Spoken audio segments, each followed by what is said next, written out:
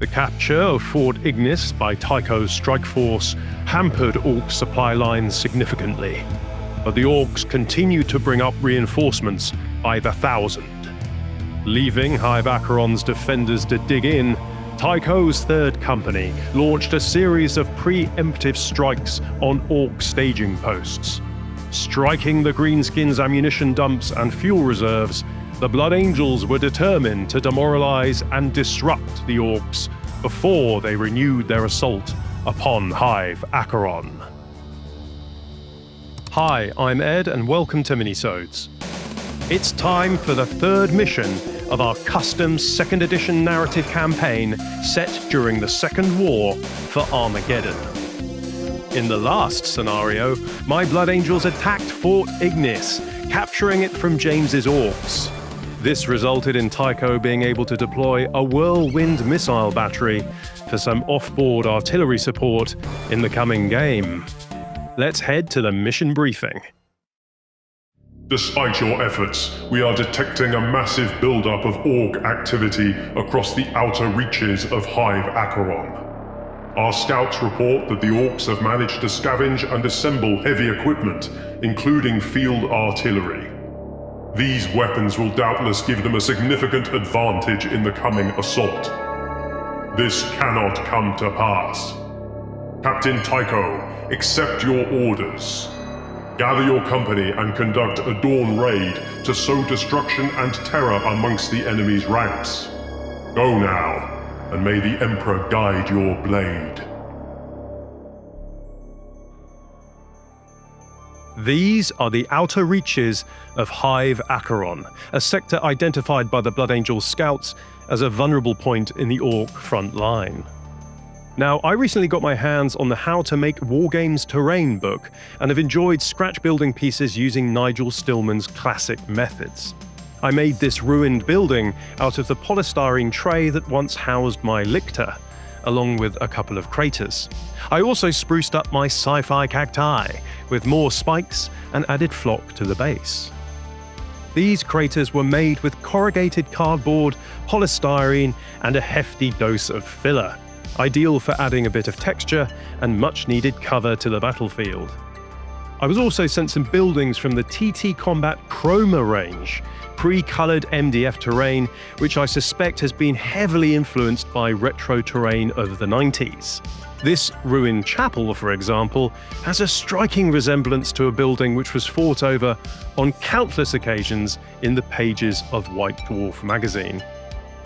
All of the CHROMA terrain range comes pre-coloured, but for this bunker, I opted to paint it and mount it on corrugated cardboard, the perfect blend of the old and the new. I've included a link to the TTCombat CHROMA Kickstarter in the comments, but keep an eye out, as I think these will be available on their web store very soon. Anyway, enough about the board, it's time to deploy our armies. I would be commanding the Orks in this mission, and was intent on holding the line against James's Blood Angels. Time to dig in then. I deployed my splatter cannon in a ruin with a pretty decent field of fire. Alongside it, the smasher cannon. And on my left flank, a crude but no less lethal squig catapult. Teaming around the Ork artillery, I put down my Gretchen mobs, supervised by a runt herd. The evil sons roared onto the field next with a war buggy and war track, both armed with twin heavy bolters, ready to zoom down my right flank, then another war buggy with a heavy plasma cannon, or sun gun. The Babmoons deployed in the bunker that anchored the Ork front line.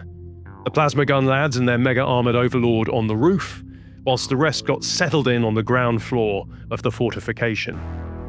Das Snapper, salvaged and repaired from the last battle, stomped menacingly into the centre, sending Gretchen scurrying out of the way. Then, emerging from the dawn mist, came the hulking and horn-helmeted outlines of 20 Goth Orks. Their leader, the notorious Daka thug Ardtooth, scowled with satisfaction at his lads. Then finally in marched Thundergit himself, on a tour of the front lines no less, making sure everything was as it should be. My Orks were deployed.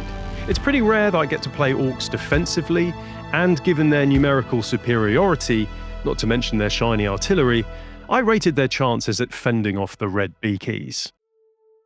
James drew the Dawn Raid mission card, so would be receiving 5 extra victory points for a vehicle or unbroken squad with less than 50% casualties in my deployment zone at the end of the game. No easy task. James placed the dreadnought Furioso on his right flank, making sure that the ruined chapel was between my smasher gun and the venerable old machine. The Rhino, carrying 2 Blood Angel combat squads armed with flamers, sped onto the board, whilst the other half of one of the tactical squads, armed with a missile launcher, deployed in a ruin on his opposite flank. The brother Tech Marine stayed close to Furioso, and Captain Tycho waited patiently in the ruins for the rest of his strike force to deploy. The Blood Angel scouts, having infiltrated no man's land in the dead of night, set up their heavy bolter on the ground floor of a wrecked hab block. They would remain hidden until the order was given. Lastly, James set up a Devastator combat squad in his center, the squad's las cannon and missile launcher scanning for targets in the direction of the Ork front line. As the Blood Angels voxed their readiness to Erasmus Tycho, the twin suns broke the horizon, ushering in a new day on Armageddon. Despite a good roll from James, the Orks' War rule allows them to double their strategy rating to 6, so I took the first turn. Sensing something amiss, Thundergit yelled at his runt herd to "Go take a look," sending a Gretchen mob out into no man's land and clearing a path for Der Snapper to clank forwards in support. The Gretchen on the left flank took up a more defensible position in the craters and behind a barricade. With a roar of engines, the war buggy with the plasma cannon threw caution to the wind and zoomed forwards, bringing it face to face with Furioso and the Devastators. My second buggy drove past the sci-fi cacti, the overexcited Orks completely unaware of the scouts lying in wait nearby. And finally, the war track fell in alongside Der Snapper. In my shooting phase, the war buggy's heavy plasma cannon fired with maximum charge at Furioso. The Evil Sun's gunnery was on point, striking the dreadnought on its right arm. James had taken the ablative armor war gear card, so this first penetrating hit was ignored. Oh dear. The Snapper got a bead on Furioso too, but the las cannon beam failed to find its mark.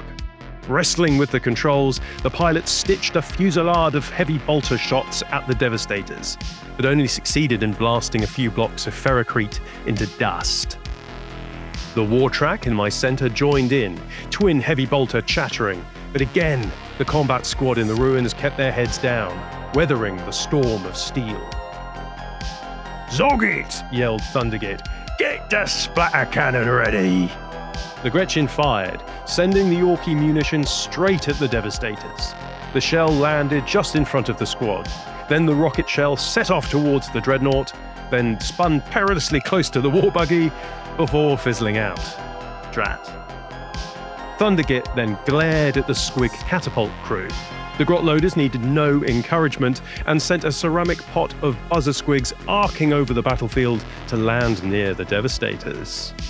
The smasher gun, with no targets to speak of, went into Overwatch, along with the Bad Moons in the bunker. Despite having made a hell of a racket, my Ork shooting had been completely ineffective, but at least I'd done away with the ablative armor on the Blood Angel's dreadnought and put a menacing swarm of buzzer squigs near James's Devastators.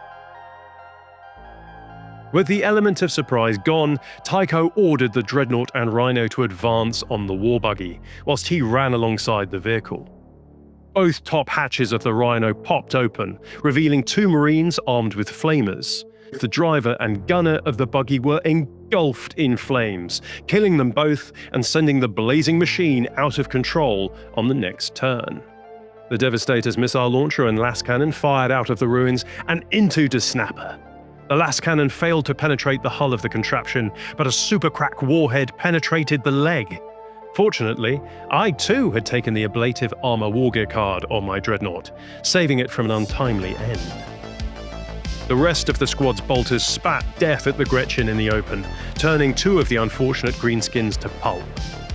The combat squad in the ruins rapid-fired their bolters at the same mob, slaying another 2, whilst the squad's missile launcher failed to find a mark on the snapper.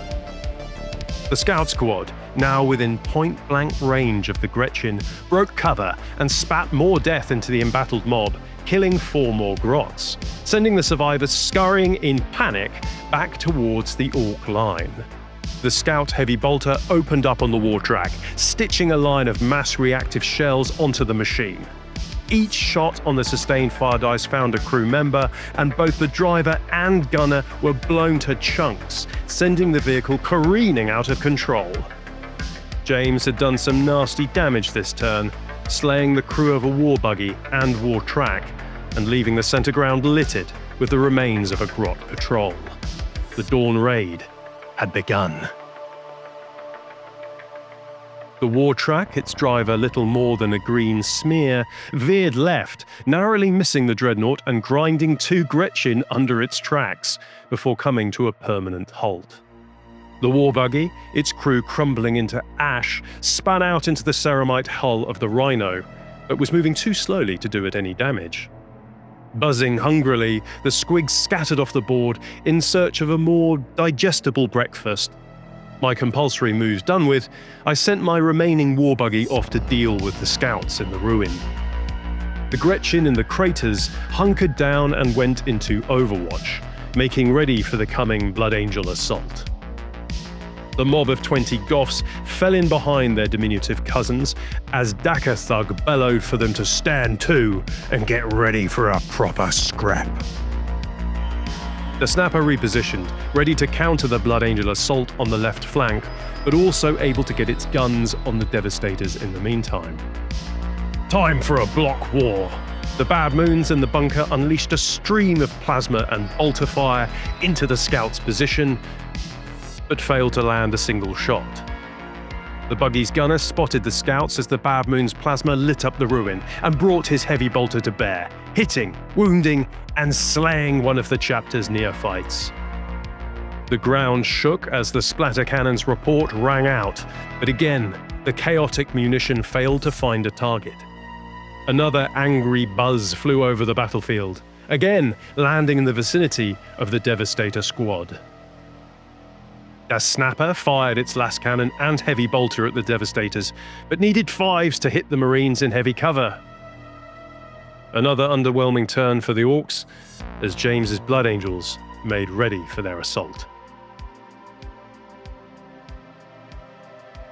Freeing itself from the wreckage of the war buggy, the Rhino sped up to the Ork position. The smasher cannon on Overwatch sent a beam of esoteric energy at the Rhino, but narrowly missed. The hatches of the Blood Angels Rhino burst open, and 2 tactical squads emerged. The Gretchen were ready for them, and unleashed a fusillade of accurate Overwatch fire into the disembarking Marines, but failed to penetrate even a single suit of power armor. The Gretchen's wail of frustration was drowned out as James played his strategy card. Missiles rained down from the Whirlwind missile battery stationed on Fort Ignis, pulverizing a Goth and blasting my squig catapult into burning debris. The Marine at the head of the Rhino assault unleashed a torrent of promethium, evaporating 2 Gretchen. And in concert, Furioso fired his multi-melter in wide beam setting, turning 4 more Gretchen into green puffs of superheated steam. The Devastators fired their heavy weapons at the snapper. The last cannon hit, striking the left arm, but failed to penetrate. A supercrack missile also struck the dreadnought, immobilizing the walker for my next turn. Then another supercrack from the tactical combat squad on James's left flank struck, paralyzing the servos of the heavy bolter. Meanwhile, the scout's heavy bolter returned fire, hitting the buggy and rolling a mighty 5 shots on the sustained fire dice. Needless to say, both crewmen, woefully unprotected, were chewed up under the torrent of mass reactive shells, prompting yet another out-of-control test at the beginning of my next turn. Yet another savaging at the hands of the Blood Angels, but at least the core of Thundergit's force, Daka Thug Ardtooth's Odd Boys, were ready for the counter-attack. The buzzer squigs, sensing nourishment nearby, swarmed onto the Devastator's position, plunging into the seals and grills of an unfortunate Devastator. The war buggy spun about and came to a grinding halt in the open. Its red paint splattered green with the remains of its crew. Daka Thug ordered his lads to get stuck in, and they closed in on the Marines and their Rhino. Ork bolt pistols are lethal at close range, so I wanted to maximise this advantage. All I had to do was stop James entering my deployment zone, and I would stand a good chance of securing victory. The Goths fired their bolt pistols and succeeded in bringing the Flamer Marine down. Thundergit levelled his trusty custom weapon and unleashed a stream of energy into the combat squad. James was very lucky here, and only one more Marine succumbed to the Ork Overlord's fire. Let him have it! The Gretchen, not to be outdone, poured more autogun fire into the second squad, killing another Marine with a lucky slug to the eye lens. The Smasher gun had an opportunity to bring James's assault to a grinding halt, but missed the large, red, stationary object. Again. Now it was the splatter cannon's turn. The shell landed right on the lip of the Blood Angel's cover, then sped off in a completely different direction. The Bad Moons, their plasma guns recharging and secure in their bunker, continued the firefight, firing their bolters into the scouts, but failed to land any hits. The Snapper, immobilized and with only the last cannon functioning, vaporized the Devastator squad leader in a blinding blast of laser fire. At the end of this turn, the Orks had finally shown the Blood Angels what they were made of. But would it be enough to curb the momentum of Tycho's assault? The Blood Angels took the fight to the Orks. The veteran sergeant and his two surviving brethren charged, eager to seize the initiative and press closer into my deployment zone. Furioso rounded the corner and loomed menacingly over the terrified Gretchen as the second combat squad brought up the rear to lend covering fire. Captain Tycho and the Tech Marine sprinted over, eager to close with the Ork menace and bring righteous vengeance upon the enemies of man. Furioso vented superheated death onto the Orkish horde in front of him, leaving 5 pairs of hobnailed boots smouldering. Whilst the wrist-mounted Stormbolter ended a Gretchen. The combat squad lent their flamer to the assault, immolating 2 more Goths and setting another pair ablaze. The Devastators attempted to finish the immobilized Dreadnought, but the hull proved too formidable for their weapons. The missile launcher belonging to the combat squad had better luck, again striking the leg of the Dreadnought, hobbling it, reducing the Snapper's move characteristic to D3 inches. The Scouts continued the firefight against the Bad Moons. The Scout wielding the heavy bolter continued to excel himself, killing 2 Bad Moons on the roof of the bunker, but jamming his weapon in the process.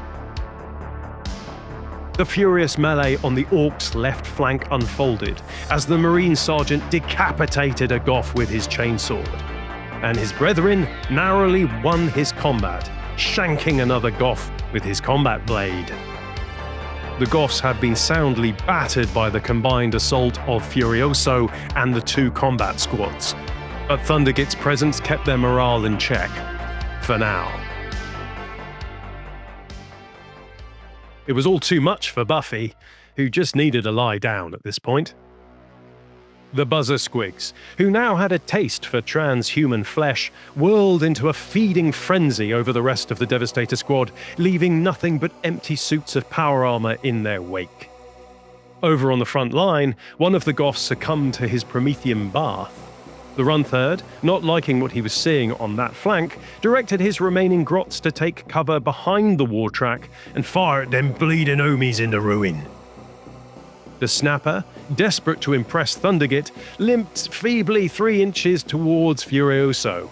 Surely that last cannon couldn't miss at this range.